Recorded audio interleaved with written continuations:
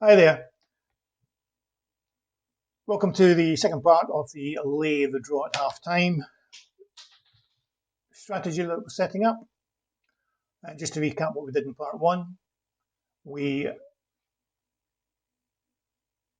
set up some rules that would first of all check the status of the match, make sure it was at half time, make sure that the half time score was some form of draw, score draw or no score draw, it doesn't matter. And then from that, we just monitor the market until such times as the second half went in play, and we immediately laid the draw. Now, we actually did that using two methods. We took an overall liability of £100 and we split it into two. So we laid the draw immediately at the start of the second half for a liability of £50 at the current draw odds. And then we used the remaining £50 and split it up into four liabilities of £12.50. And we popped in the first of those right at the start of the second half, and then waited 5 minutes, popped in the next, and so on until all four bets were placed, for ultimately a total liability of £100. Keeping in mind, however, that with that drip feeding mechanism, there would be occasions where if a goal was scored in the first 20 minutes, indeed the way I've got it configured is if the market for whatever reason went suspended, subsequent drip fed bets would not be placed, so you wouldn't necessarily end up with a total liability of £100 in that instance. And then we set up a simple green up option that greened up the draws, assuming that the potential profit on the draw was in the green. In other words, a goal had been scored and the odds on the draw had risen high enough to give us a green that we could spread across the field. And that's how we left part one. So today we're just going to do a simple red up process to get us out if things aren't going our way. And I'll just let you see three options as how you can configure that. So you won't be surprised to learn that we'll use essentially the same action, the green up on the draw function. So let's just copy this and paste it in to create a new one. We'll go in and edit the rule, and I shall change that to read red up selection. Again, starting at 60 minutes, the action is going to be greening up, although we are obviously going to be ending up with a loss across the board. And the conditions are simply going to be one of three, or a combination of three. Now, you won't be surprised to learn that in the same way as you can green up if the P&L on the draw is greater than 0, so we can green up across the field that way. We can use exactly the same technique to say, right, okay, you need to spread our losses across the field. So let's say we've hit minus £50 loss. Bail out and spread that loss across the field. So that's a relatively easy thing to do. The other option that you can use on its own or in addition to this is the actual odds of the draw. So we can specify, right, okay, we want to bail out if our back odds on the draw have dropped to, I don't know, 1.4, say, or less. In addition to that, you could also have a time-based get-out point. So, for example, if you add in another condition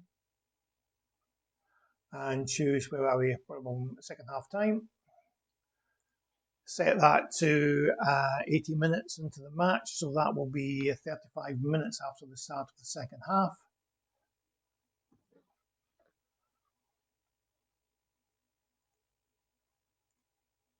Now, in this particular case, this red up option won't fire unless all of these three conditions are true, i.e. the odds are less than or equal to 1.4, we're going to be looking at a loss bigger than 50, and we're 8 minutes or more into the match. So you can see that you can combine all of those if you wish, or alternatively, you can just rely on one of them. So if I go back into the edit rule option, change the conditions so that we get rid of that, and we get rid of that, and we just base our loss on the time delay. Okay, so if I stick that to 40, this will bail out on the 85-minute mark. Okay, very simple way to get out. And that's it.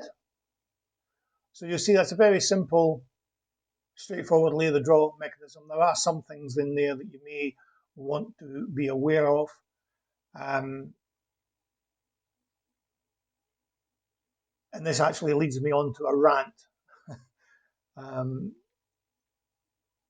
I don't trade football, as I've told you many times. And the main reasons for that, two reasons for that. One, I don't like the way the market moves when there's a significant event, whether it's a red card, a goal, a VAR event, whatever. I just don't like the way the market behaves. More importantly, I don't like the way Betfair interferes with the market in play. Sorry, manages the market in play. And when I was developing this strategy, I tested it against two markets, and both of those markets were excellent illustrations of why I don't like trading football. In both cases, there were a draw at half time. My lays went in. There was no goal until towards the last 10 minutes. And in both cases, the strategy traded out. I was doing this in simulation mode. So the strategy traded out and I was green across the board. Great. And in both cases, the draw odds suddenly dropped back down after my bet had been accepted. And the goal was chalked off. So clearly there had been some sort of VAR decision or some reversal in the decision in the first place.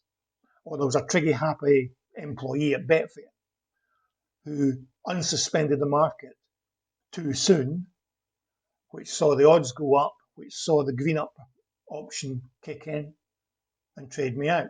Now here's the kicker. If you look at the rules and regulations for football, the first two rules talk about decisions made if there's a VAR decision. And Betfair say that if there's a material event and a subsequent VAR decision, they will void any bet placed when that event is deemed to have happened up until the time when the VAR decision is made, one way or the other. But they reserve the right to do that after the match is completed. So how the hell can anybody manage their position properly if they don't know if a subsequent bet they've placed is going to be removed, whether you're doing it manually or automatically? At the very least, Betfair should keep the market suspended until such times as that event has been confirmed or otherwise. Then unsuspend the market. That way there won't be any bets submitted during that period and everybody will be happy. Anyway, rant over. I digress somewhat.